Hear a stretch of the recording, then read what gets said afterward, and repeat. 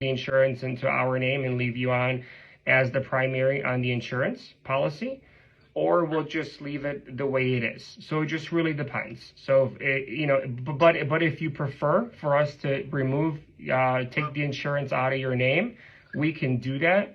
But you're always going to be on there as an insured because the mortgage is still underneath your name. Right. Well, the only problem I have with that is I have an FHA loan on this house right now. Mm-hmm. So there's no way you can take the escrows out. The loan's escrow. We're not planning on taking the escrows out. So the servicing company will handle all the payments. They'll handle, even if you have HOA, they'll handle HOA.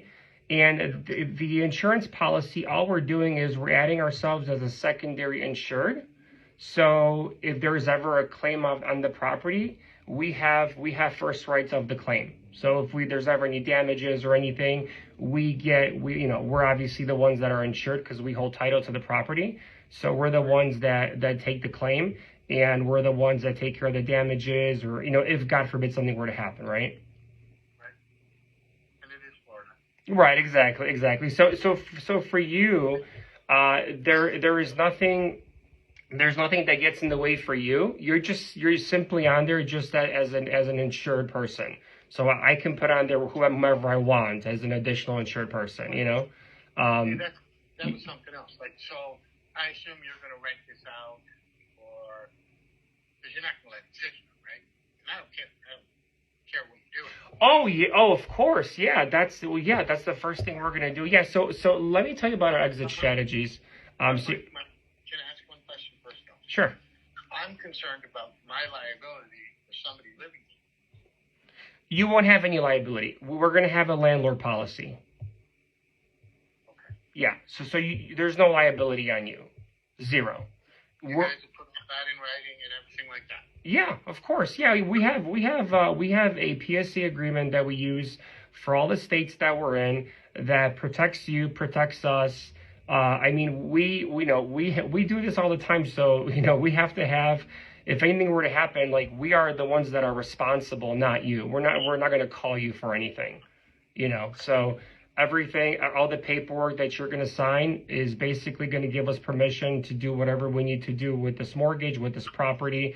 And you're not going to be bothered. You're just going to be seeing that the payments are being made every single month, and you're going to be seeing you're getting a check of $179 every single month in your account. Okay. I have to talk to my realtor to see if she'll take the 2.5%. She will, though, because it's about to expire anyway. Mm-hmm. And I'm not sure.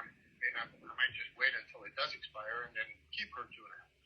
I don't know. Yeah, you know what? So I mean, yeah, I'm not here to say anything, but sellers have come back to us, because usually they give the realtor 6 months to sell their property, and they're like, hey, Mike, you know what? The listing expired. They weren't able to sell it for us. We got to get out of here. We don't want to pay the second mortgage. I want to go with you guys, and then they just got the extra 2.5%. Right.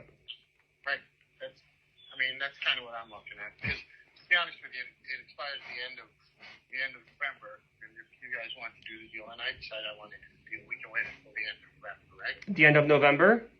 Yeah.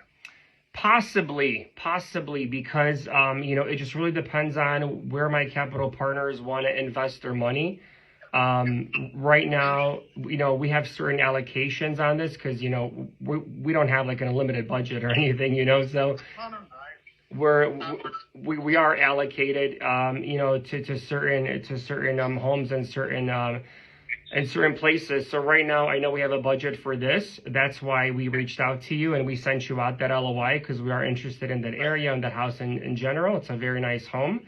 Again, I can't tell you what's going to happen, end of November, right? I understand that. Yeah. But my other question is, then you can at least wait, because my wife's in the Bahamas right now. Mm-hmm.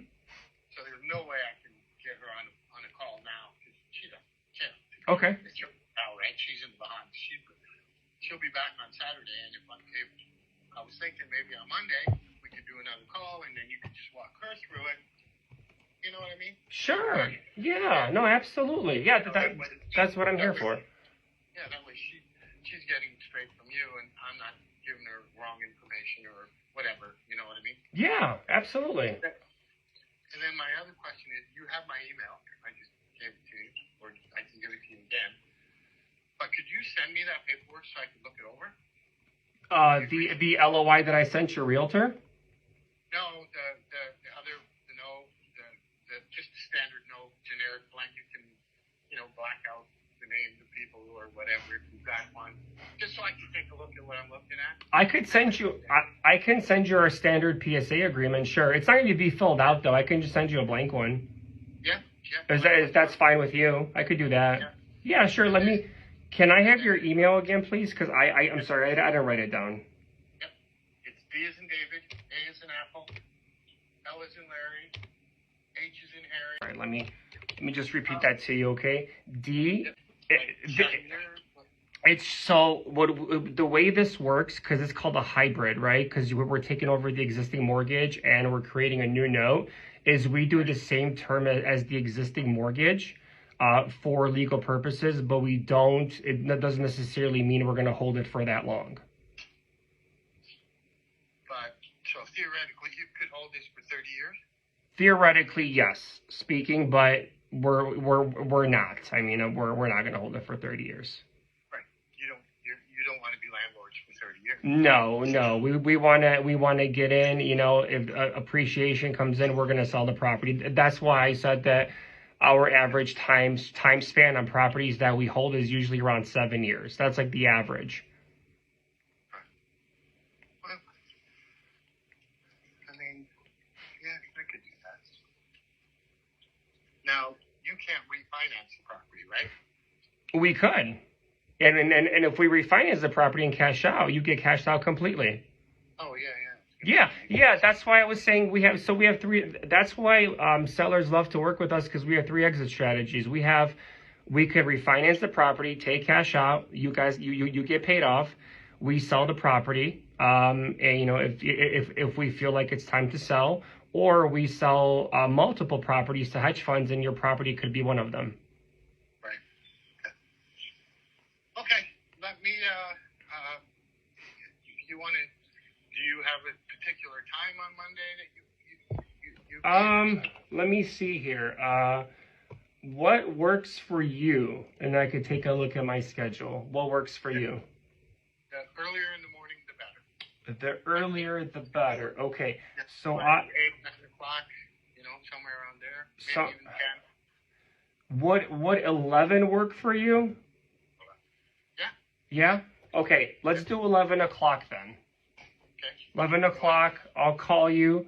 I'll call you from my cell phone, and yeah. This number right here. Yeah. This is my personal cell phone. I also have a company cell phone, but I called you from my personal cell phone because I thought I was calling the agent, so I apologize.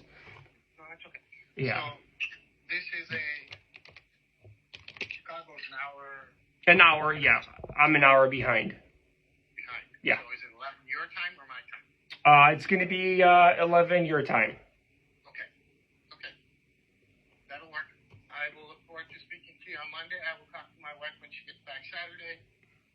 Maybe Sunday we'll spend the day going through it because I still have the LOI. Perfect.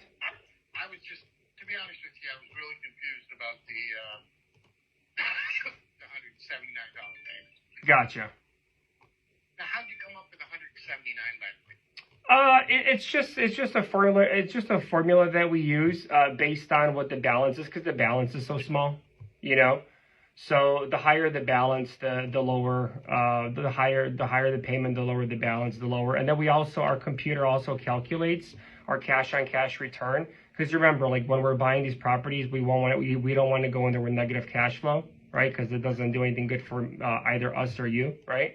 So our computer calculates it based upon, about a 20% capital expenditure, management fee, and then whatever's left over, we have to cash flow a certain amount. All